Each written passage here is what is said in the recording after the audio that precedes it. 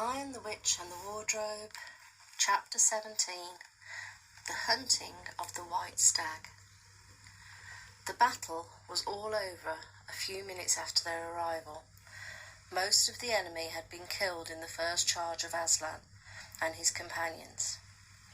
And when those who were still living saw the witch was dead, they either gave themselves up or took flight. The next thing that Lucy knew was that Peter and Aslan were shaking hands. It was strange to see Peter looking as he looked now. His face was so pale and stern, and he seemed so much older. "It was all Edmund's doing, Aslan," Peter was saying. "We'd have been beaten if it hadn't been for him. The witch was turning our troops into stone, right and left, but nothing would stop him. He fought his way through 3 ogres to where she was just turning one of your leopards into a statue. And when he reached her, he had the sense to bring his sword smashing down on her wand instead of trying to go for her directly, and simply getting made a statue himself for his pains. That was the mistake all the rest were making. Once her wand was broken, we began to have some chance. If we hadn't lost so many already. He was terribly wounded. We must go see him." They found Edmund in charge of Mrs Beaver a little way back from the fighting line. He was covered with blood. His mouth was open, his face a nasty green colour. "Quick, Lucy," said Aslan. And then, almost for the first time, Lucy remembered the precious cordial that had been given to her for a Christmas present. Her hands trembled so much that she could hardly undo the stopper, but she managed it in the end and poured a few drops into her brother's mouth. "There are other people wounded," said Aslan, while she was still looking eagerly into Edmund's pale face and wondering if the cordial would have any result. "Yes, I know," said Lucy crossly. "Just wait a minute." "Daughter of Eve," said Aslan in a graver voice, "others also are at the point of death. Must more people die for Edmund?" I'm sorry, Aslan," said Lucy, getting up and going with him. For the next half hour they were busy, she attending to the wounded, while he restored those who had been turned into stone. When at last she was free to come back to Edmund, she found him standing on his feet, not only healed of his wounds, but looking better than she had seen him look for a long time. In fact, ever since his first term at that horrid school, which is where he began to go wrong. He had become his real old self again, and could look you in the face. And there, on the field of the battle, Aslan made him a knight. "Does he know," whispered Lucy to Susan, "what Aslan did for him? Does he know what the arrangement with the witch was?" "Shh! No, of course not," said Lucy. "Oughtn't he be told?" "Oh, surely not," said Susan. "It'd be too awful for him. Think how you'd feel if it were you." "All the same, I think he ought to know," said Lucy. But at that moment they were interrupted.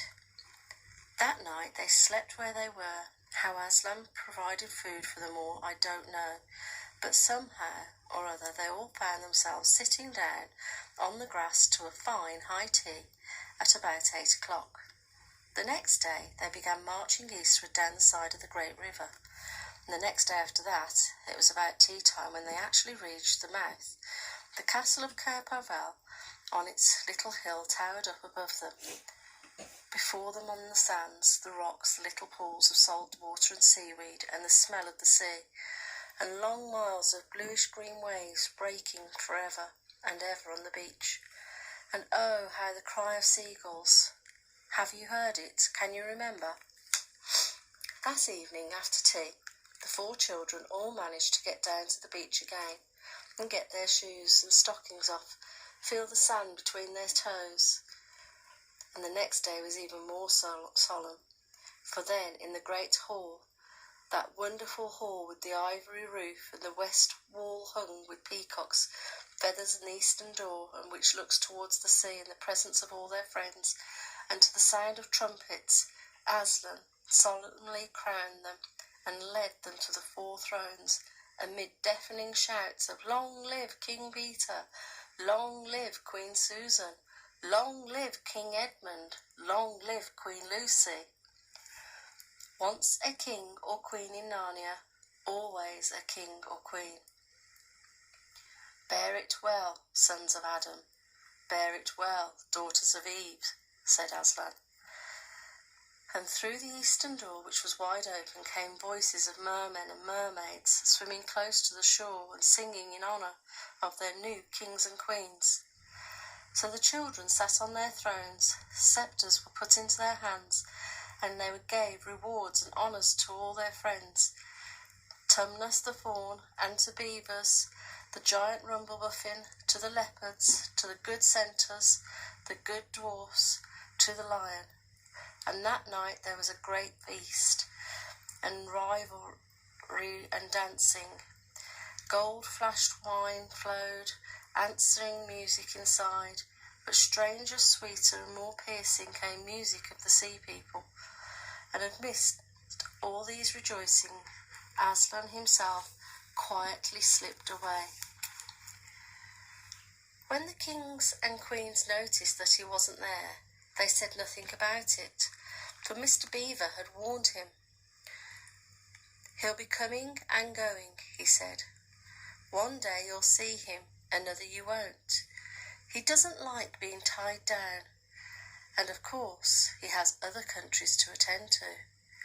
It's quite all right, he'll often drop in, only you mustn't press him. He's wild, you know, not like a tame lion." And now, as you see, this story is nearly, but not quite, at an end. These 2 kings and 2 queens governed Narnia well, and long and happy was their reign. At first, much of their time was spent in seeking out the remnants of the White Witch's army and destroying them. And indeed, for a long time, there would be news of evil things lurking in wilder parts of the forest, a hunting here and a killing there, a glimpse of a werewolf one month and a rumour of a hag the next. But in the end, all that foul brood was stamped out, and they made good laws and kept the peace and saved good trees from being unnecessarily cut down, and liberated young dwarfs and young satyrs from being sent to school, and generally stopped busybodies and interferers and encouraged ordinary people who wanted to live and let live. They drove back the fierce giants, quite a different sort from the giant Rumblefish in north of Narnia, when these ventured across the frontier, and they entered into a friendship and alliance with countries beyond the sea, and paid them visits of state, received gifts of state from them. And then they themselves grew and changed as the years passed over them. Peter became tall and deep-chested man, and a great warrior. He was called King Peter the Magnificent.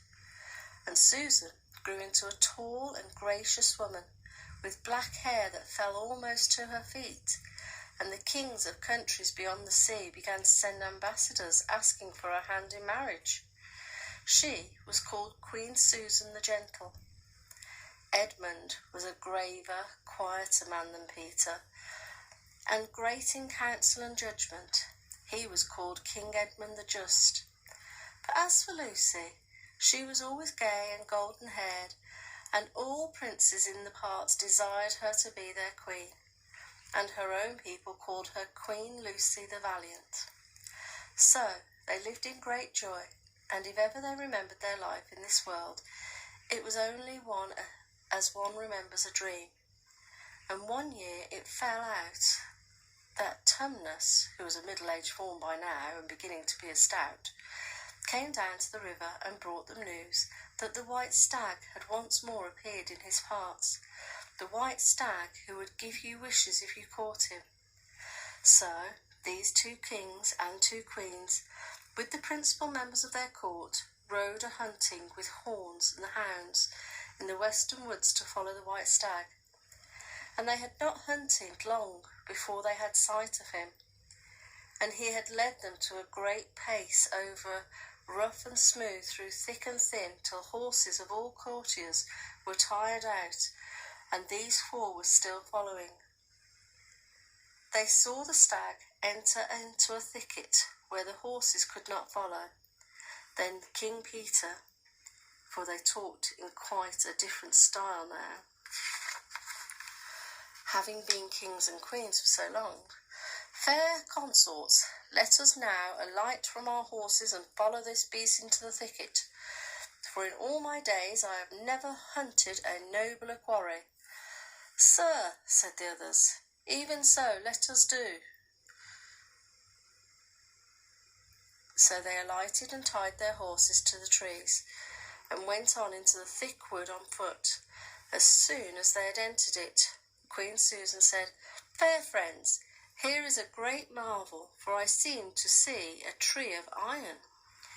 "Madam," said King Edmund, "if you look well upon it, you shall see its pillar of iron with a lantern set on top thereof."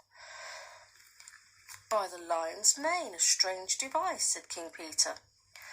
"To set a lantern here, where the trees cluster so thick about it and so high above it, that if it were lit should give light to no man." "Sir," said Queen Lucy, "by likelihood, when this post and lamp were set here, there were smaller trees in the place, or fewer, or none. For this is a young wood, and the iron post is old." They stood looking upon it.